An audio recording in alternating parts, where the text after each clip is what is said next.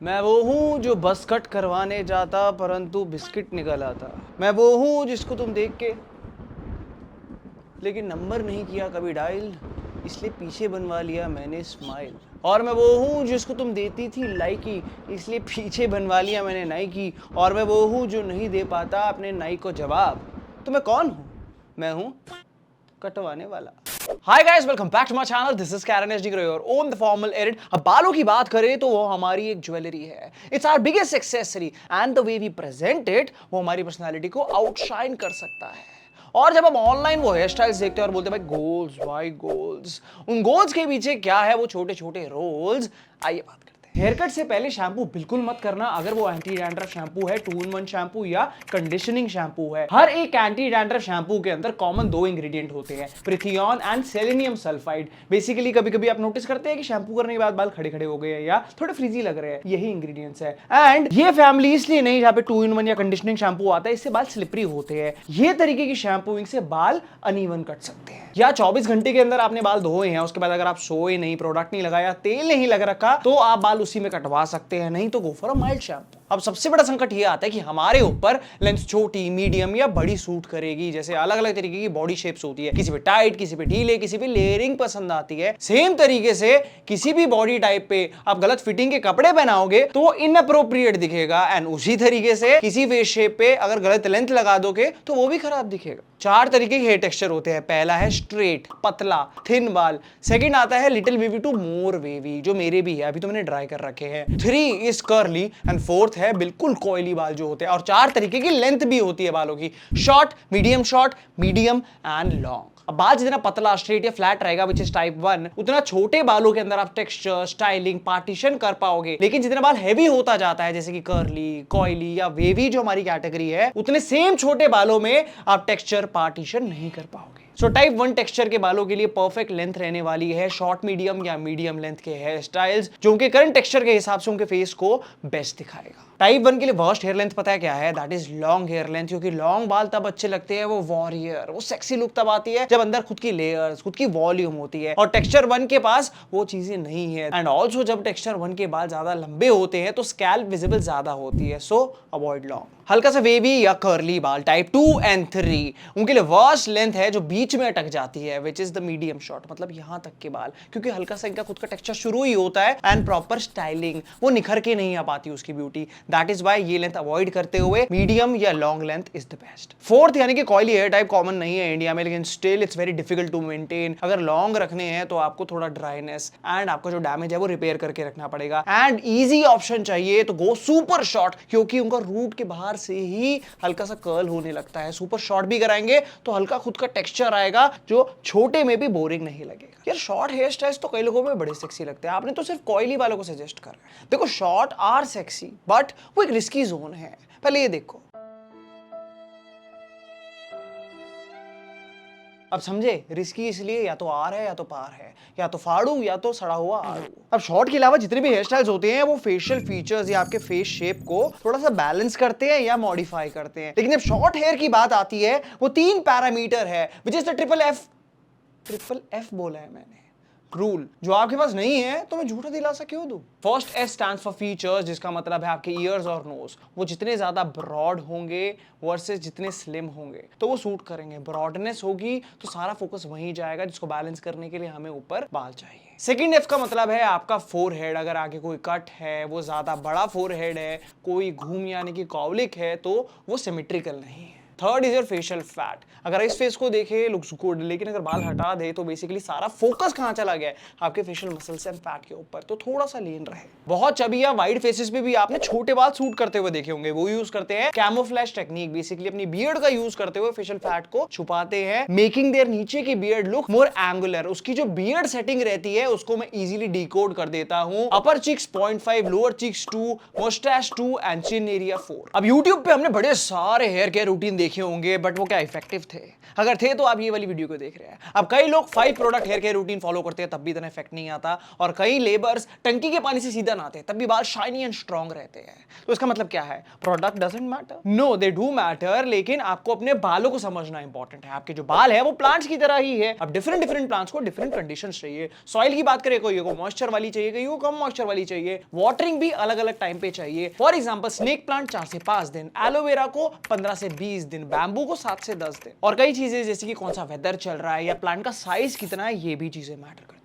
इसी तरीके से different plant is equal to different hair textures, जैसे कि straight, wavy, curly and coily. अब सारी चीजों का फंडा ये है, हर प्लांट को अलग खाद, पानी और सनलाइट चाहिए। सनलाइट का मतलब यहाँ पे फ्रीक्वेंसी ऑफ योर शैम्पू। पानी का मतलब है कितनी कंडीशनिंग और कितनी ऑयलिंग करनी है, depends on the hair. And आपकी खाद का, सॉइल का मतलब यहाँ पे है जो आपकी डाइट है एंड हेयर न्यूट्रिएंट्स। बालों पे एक्सटर्नल प्रोडक्ट्स लगाने की बात करें, only 3 products is all you need for a healthy hair to grow like a plant: shampoo, conditioner and oil. Oil की बात करें अलग अलग हेयर टाइप के हिसाब से, अगर हेयर फॉल है तो रोजमेरी, ऑयली है तो टी ट्री, अगर ड्राई है तो कैशर। इसी तरीके से आपके shampoo and conditioner as per different hair types. जैसे प्लांट्स के लिए सॉइल है, हमारे लिए हमारी डाइट एंड न्यूट्रिएंट्स है। डाइट में सबको पता है प्रोटीन रिच खाना, पानी ज्यादा रखना चाहिए। न्यूट्रिएंट्स में 3 की हैं। सबसे पहला है डाईहाइड्रोटेस्टोस्टेरोन, DHT जिसको बोलते हैं। वो हमारी सेक्सुअल डेवलपमेंट से लेके हेयर फॉलिकल की ग्रोथ के लिए रिस्पॉन्सिबल होता है, और अगर वो बढ़ जाए तो हमारे हेयर फॉलिकल्स पे इंपैक्ट डालता है। And that is the only reason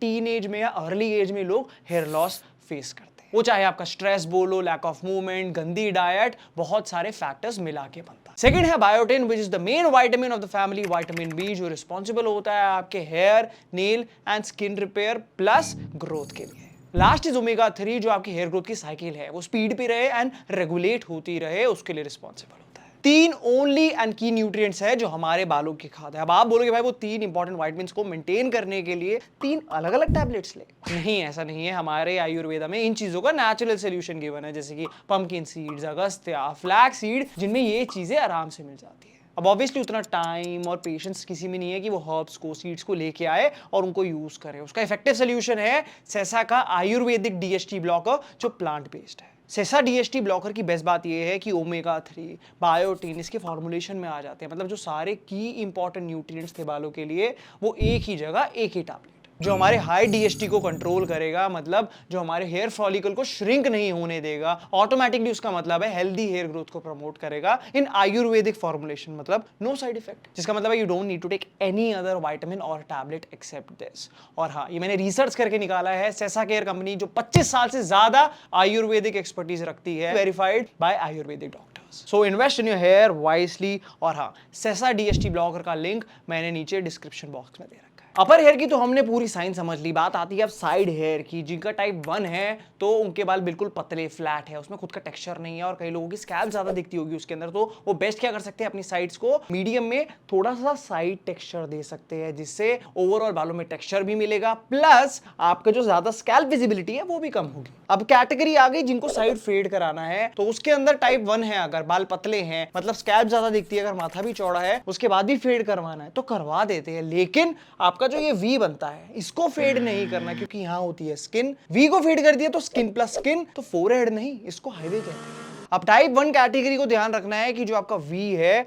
वो पूरा काले बालों से ढकाओ, उसके नीचे फेड करें। इनका साइड फेड ऊपर तक है, ये अच्छे लग रहे हैं, इनका साइड फेड ऊपर तक है, अच्छे नहीं लग रहे, ऐसा क्यों? फेस शेप के हिसाब से भी साइड फेड होता है क्या? हाँ दोस्त, देख फेस शेप एग्जैक्ट नहीं पता होनी चाहिए, लेकिन आप जब भी अपने फेस को शीशे में देखें, थोड़ा सा टेढ़ा हो तो ये क्या होता है आपका वी। अब इस वी से ऊपर तक अगर फेड जा रहा है तो उसको कहेंगे हाई फेड। आपके जो वी के बीच में से एक लाइन निकल रही है वहां तक है, that is your mid fade, और वी के नीचे फेड हो रहा है तो उसको कहेंगे लो फेड।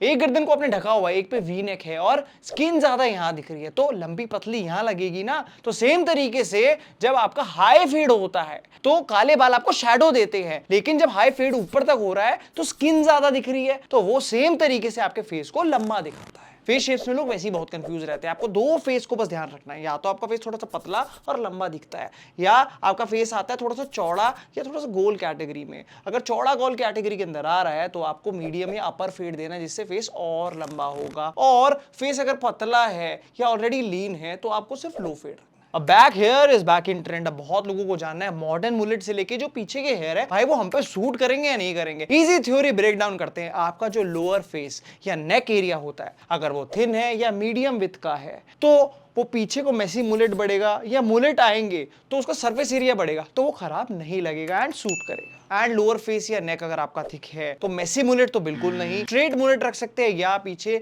नीचे से भी दे सकते हैं जिसको वो और लीन दिखाएगा। और टेपर्ड फिर तो सब पे सूट करता ही है। अब ऑनेस्टली ब्रेक डाउन करने जा रहा हूं एक मेरा एवरीडे हेयर सेटिंग रूटीन जो मैं डेली करता हूं, एक मेरा शूट डे रूटीन जो आप जब घूमने जाते होंगे तो करते हैं। अब अच्छे बाल सेट करने के लिए सबसे इंपॉर्टेंट चीज क्या है, ना वो आपका हेयर वैक्स, ना हेयर स्प्रे, ना आपका वो brush, that is your hair dryer. मैं 12-13 साल से almost daily hair dryer use कर रहा हूँ ऑलमोस्ट। एंड वो गर्म वाला हेयर ड्रायर नहीं, वो मैं आपको आगे बताऊंगा, ना इसमें कोई पेड प्रमोशन है। लेकिन जब भी हम वो एक्टर्स वो पिक्चर्स देखते हैं उसके अंदर जो टेक्सचर्स होते हैं, जिस तरीके से बाल सेट होते हैं, वो पंखे और नारियल के तेल से नहीं आ सकते। एक अच्छा ड्रायर खरीदने के लिए आपको उसके डिस्क्रिप्शन पे बॉक्स पे क्या चेक करना है, CIC रूल। पहला कोल्ड सेटिंग हो, दूसरा आयनिक टेक्नोलॉजी हो। वो क्या होता है बेसिकली, जब भी हम ड्रायर यूज करते हैं वो नेगेटिव आयंस पैदा करेगी अगर वो आयनिक टेक्नोलॉजी है उसके अंदर। आपके गीले बालों में होता है पॉजिटिव चार्ज, तो वो नेगेटिव एंड पॉजिटिव उसको न्यूट्रलाइज करता है। तो आपके जो बालों का क्यूटिकल है न्यूट्रलाइज होने के बाद खुलता नहीं है, डैमेज नहीं होता, तो ड्राई भी हो गए एंड डैमेज भी नहीं। Last C stands for ceramic. Dryer के अंदर कॉइल्स होती है, वो अलग अलग एलिमेंट्स की होती है। अगर वो सेरेमिक की होगी तो फायदा देगी वर्सेस अदर एलिमेंट्स जो बेसिकली कई बीच से गर्म हो रहा है, इकट्ठा गर्म हो रहा है। बोलने का मतलब है उससे कंसंट्रेशन ऑफ हीट हो सकती है, एक जगह हीट इकट्ठी होगी तो रूट्स डैमेज करेगा। सेरेमिक में इवनली गर्म होता है वो कॉइल, जिससे हीट डिस्ट्रीब्यूट होगी एंड डैमेज कम। अब एवरीडे रूटीन के अंदर ड्रायर को पहले कूल यानी कि सेफ मोड पे लेके बाल जब डायल ड्राई है तो 1 से 2 बूंद रोजमेरी ऑयल लगाया, जो ज्यादा चिपचिप नहीं करता, लाइट वेट ऑयल है एंड फिजीनेस खत्म करता है, प्लस प्रोटेक्शन लेयर दिया। उसके बाद कूल ड्रायर से बैक टू फ्रंट अच्छे से उसको ड्राई कर लिया एंड कोम मारने के बाद आपके क्राउन एंड बैक एरिया पे 6 से 7 बार स्क्रंचिंग करी, जिससे नेचुरल वॉल्यूम एंड थोड़ा टेक्सचर आए। और पीछे के बालों की अपवर्ड डायरेक्शन नेचुरल देने के लिए सिर्फ 1 से 2 मिनट के लिए कभी टेक लगा के या पिल्लों में फंसा लेता हूं। ओकेजन के लिए जब भी बाल टाल ड्राई है तो उस पर हीट प्रोटेक्शन स्प्रे लगाता हूँ, वो थोड़ा सा ऑयल से ज्यादा प्रोटेक्शन देता है, झूठ नहीं बोलूंगा। एंड ऑयल भी 1 से 2 बूंद लगा सकते हैं, ज्यादा नहीं तो होल्ड हैम्पर हो जाएगा। एंड उसके बाद जब बात आती है बाल ड्राई करने के बाद उसको ऑपोजिट डायरेक्शन में ले जाते हैं and finally in the same direction. और पीछे के बालों को या मिड बालों को थोड़ा सा पीछे की तरफ ड्राई करता हूँ क्योंकि वो ओवरऑल बालों में वॉल्यूम ज्यादा दिखाता है।